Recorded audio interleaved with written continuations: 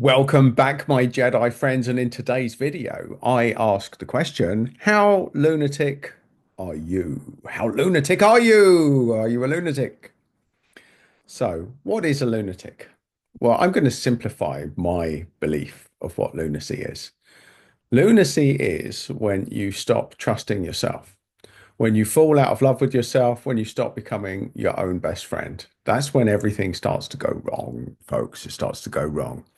Start listening to other opinions. You start believing all of the bullshit. You start doubting yourself. You start compromising. Compromise, or the road of compromise. There's a dangerous path, folks, a dangerous path. The dangerous path, the path of compromise. Because if you end up with the wrong person, you'll always be compromising and they'll always be expecting more compromise, my Jedi friends. And in the wrong relationship, your compromise will be seen as weakness. It will be seen as validation that the other person is right and you were wrong all along.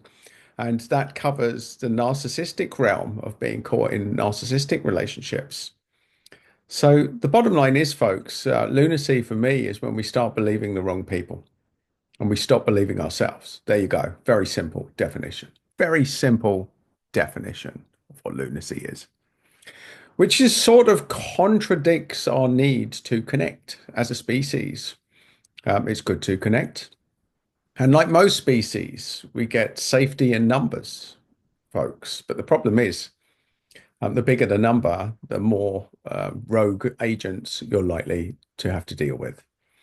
And the more arseholes that want to tell you how their way of living. So this is very Lord of the Flies, folks. For those that have read that, it's Lord of the Flies. If you put enough lunatics together, certain personality traits will arise. Certain people will find out things about themselves that they never knew, which we talk about on the channel, your dark side, the stuff about you that you do not know yet because you haven't been put in that situation. You've not been put in that situation. But let's really drill down into that. Things go wrong in life because we believe other people. So, of people I've looked after, let's look at pockets of misery that are frequent flyers. So, one of the biggest pockets of misery is people doing things in their life because their parents wanted them to do it versus what they wanted to do. Join the family business, go to school, get an education, get lots of certificates, do this, get yourself a house, get married young, get meet some grandkids. Before you know it, you're playing someone else's game, folks. And maybe that is your game. Maybe that game you're perfectly happy with. But the point being that a lot of people get pressured into doing things that they do not want to do. And if we're really going to be brutal about that, a lot of parents are really forceful with their kids because they fucked up their own life, folks, and now they're going to manage yours for you because they know best. I hear this a lot, especially outside of the UK. A lot of cultures. I've worked with a lot of people that sort of grew up in Asia, where the family is very dominant on certainly some countries within Asia, in the Asian continent. Some countries are very controlling. You sort of lose your life. You're expected to do this thing. And not only this, folks, let's talk about something really, really controversial here, especially in the UK, that I used to see a lot. Your expectation of looking after your family at the end of life. Just think about that one, folks. That's a little lovey-dovey one. When is it the right time to involve care homes, nursing homes? But your nearest and dearest may not want to go to them. And what is your obligation as the loving child? Now, this might seem controversial. There'll be some of you watching this video think it's your duty to look after your parents. And from somebody, well, my dad needed looking after, and in fairness, my sister did most of it. But every week we would play Pastor Dad. I'd come and look after him for a few days, and she would look after him for a few more days. And in fairness to my dear old dad, he wasn't like massively dependent ever, but he was a lunatic. There's no question of it. And for at least 6, 7 years, we were playing Pastor Dad.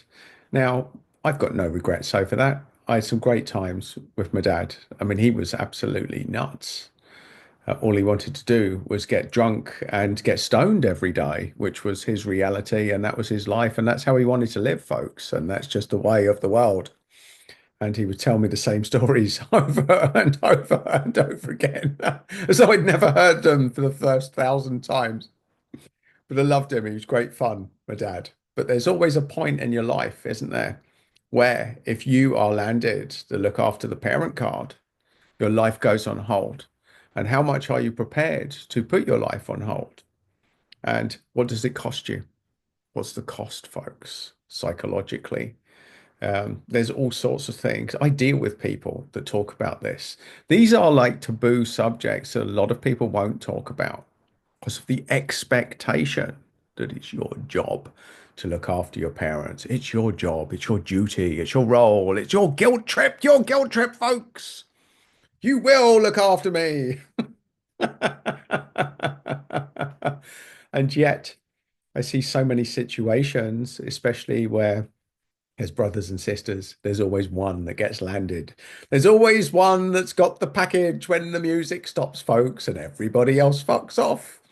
No, I can't possibly look after them. I'm living abroad. No, I can't do it. I'm too busy. I've got lots of kids. I can't possibly make it. I live too far away. I've heard all of these bullshit fallouts of families when it comes time. Everyone wants the inheritance, but no one wants to look after the nearest and dearest. And that's a dynamic. That is a dynamic I see a lot, folks. I see a lot, and most people won't want to talk about it. Not many people will own up to the fact that they've seriously questioned how long can I do this for if you're looking after your nearest and dearest folks? How much of your life are you prepared to sacrifice to look after them? So these are things that we need to discuss that can create lunacy, especially because your family know all of your trigger points. They know how to trigger you, folks. They know how to trigger you, my Jedi friends. We all have triggers, little triggers, things people do to us that just. So calm down, Adam. Calm down. Everyone has to deal with lunacy, folks, and it comes in many different shapes and forms. You might be at work. You might have an arsehole boss or a colleague that you just cannot stand, that you would gladly, if it went down to the apocalypse, you'd seriously consider somebody. If you had a little gun poking out the window and you saw them running across a field in the apocalypse, you may be tempted to pull the trigger and do humanity a favor by taking these people out. There's the dark side, folks. There's the dark side. Of course, we can't talk about that stuff because it's wrong. And again, fear, guilt, and judgment. They are three things on this journey that create chaos and create lunacy within us. What is it safe to talk about? Is it safe to be you? Can you share the stuff that makes you laugh? And let's even look at that.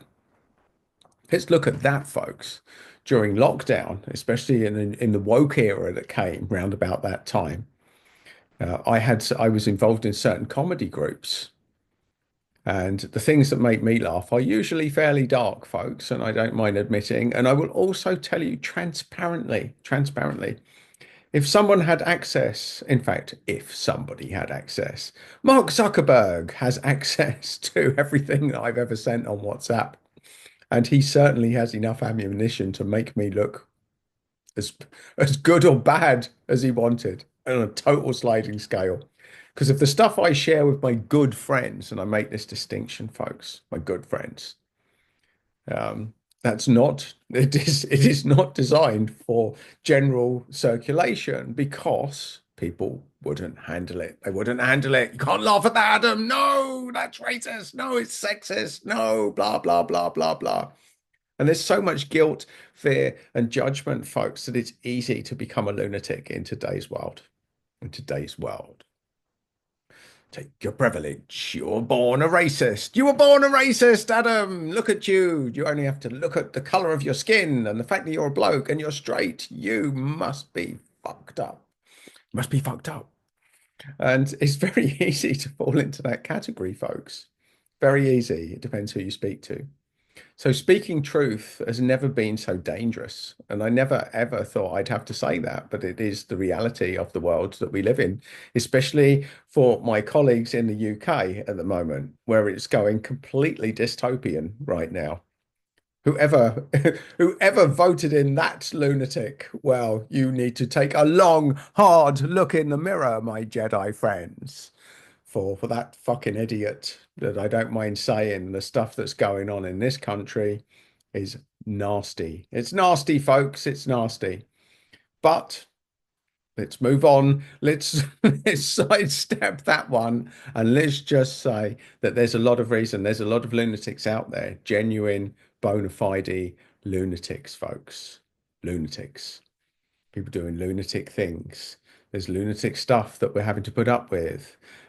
We're having to tolerate all sorts of stuff. And it's very easy to have a meltdown. Suddenly you're trapped in your own thoughts, wondering who can I share with? Who can I talk to this? Who can I talk about this to? Will I get lynched for doing it? Will they grass me up? Will they grass me up? And there's another thing, folks. People struggle to hold on to secrets, folks, secrets. So, there's a lot of people out there that will pretend to be your mate and will throw you under a bus really, really quickly.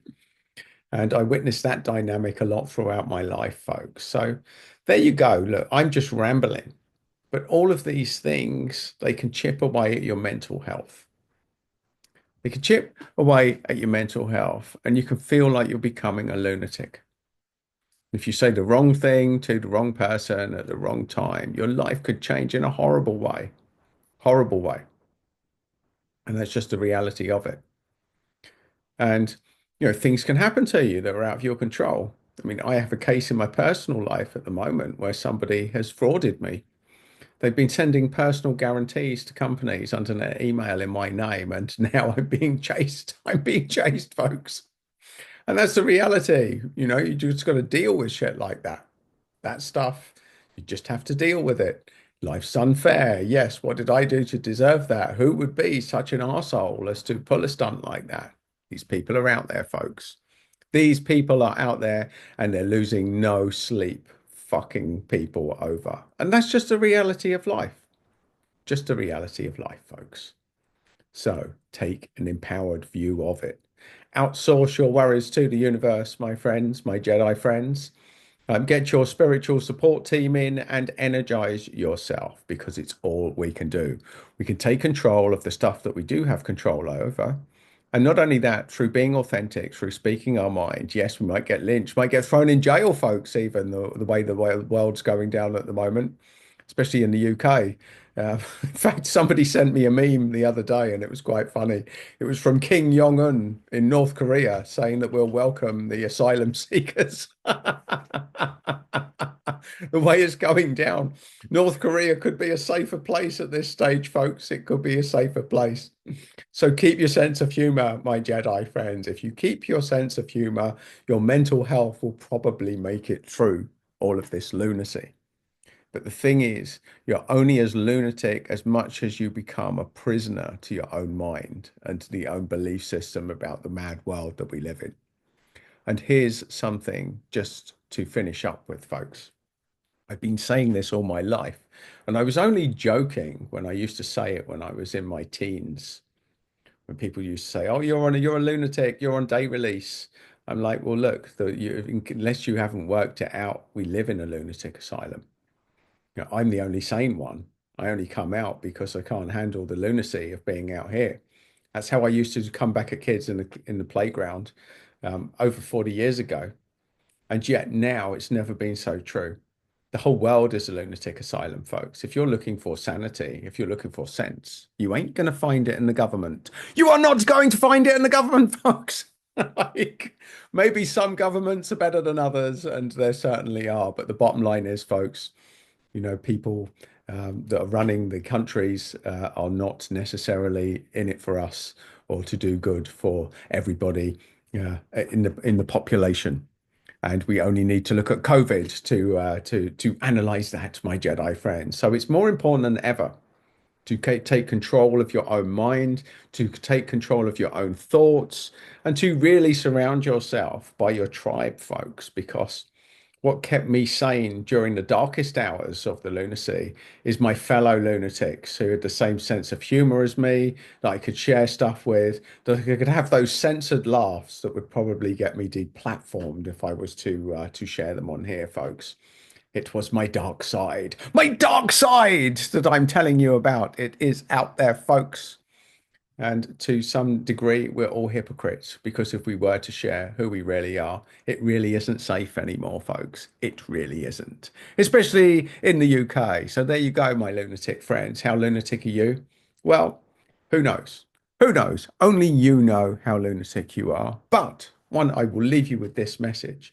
Wherever you are, whatever you're doing, however bad you feel, however trapped and stuck, and however much this message resonates, especially if you're still watching it now, keep your sense of humor, my Jedi friends, because that is what will get you through, along with your few lunatic mates that you can share everything with. And there's a big reveal, folks. How many of your friends did you find that you could share all of your sense of humor with?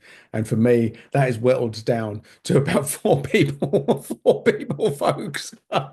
For someone with a huge network, four people that I've sent my most controversial memes to, and they've never judged me for it. So there you go, folks. We live in interesting times in a lunatic world, and how lunatic you are depends on who you surround yourself with and who you choose to believe.